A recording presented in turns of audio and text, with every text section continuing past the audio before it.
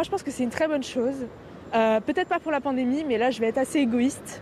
Je vais dire que je pense que pour le moral des Français, pour la psychologie des Français, c'est très important parce qu'on commence vraiment à être à bout. La plupart des gens vont se river sur l'occasion en fait, pour se retrouver. Ça va peut-être poser des problèmes, mais en même temps, c'est positif pour le moral des Français. Je pense que c'est la bonne mesure vu le nombre de gens qui circulent déjà aujourd'hui.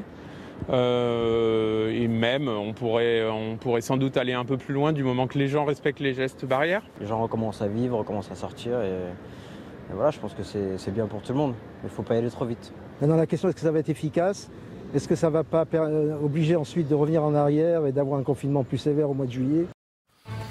Et oui, cette fois, ça y est, on a la boîte à outils, on a le mode d'emploi tant espéré pour ce déconfinement en 4 grandes dates. Évidemment, on va y revenir tout au long de cette soirée. Alors certains sont un peu déçus, ils auraient préféré ouvrir plus tôt. D'autres sont évidemment très contents. Les troisièmes sont les médecins, se disent est-ce que c'est vraiment le moment de tout cela? Nous parlons avec Arlette Chabot. Bonsoir Arlette, Bonsoir. Toujours ravi de vous retrouver. À vos côtés, Yael Gauze, chef du service politique de France Inter. Bonsoir Yael.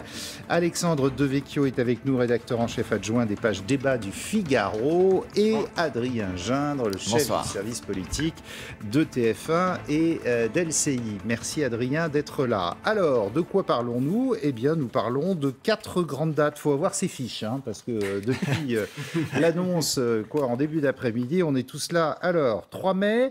19 mai, 9 juin, 30 juin, à quoi ça correspond? Eh bien, Nivine Potros est avec nous. Nivine, peut-être, et vous êtes là, c'est formidable, dans la Data Room d'LCI. Essayez de tout nous détailler le plus synthétiquement du monde. Alors effectivement, la première étape, ce sera dès ce lundi, le 3 mai, avec d'abord la fin de la règle des 10 km. Vous allez pouvoir circuler librement d'un département à un autre.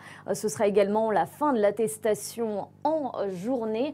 À partir de lundi, les collèges vont pouvoir rouvrir, les 6e et les 5e en présentiel, les 4e et les 3e en demi-jauge. Demi-jauge également pour les lycéens.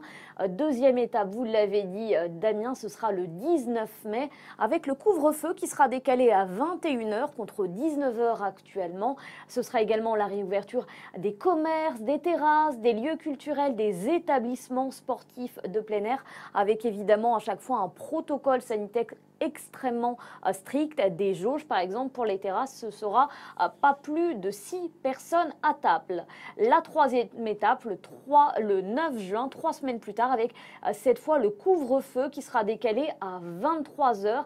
La réouverture des restaurants, les clients vont pouvoir s'attabler à l'intérieur et puis ce sera également la réouverture des salles de sport. La dernière étape de ce déconfinement, ce sera le 30 juin avec la fin du couvre-feu, la fin également des jauges.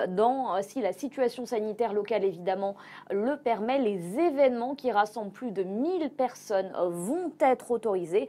En revanche, les discothèques, elles vont devoir rester fermées.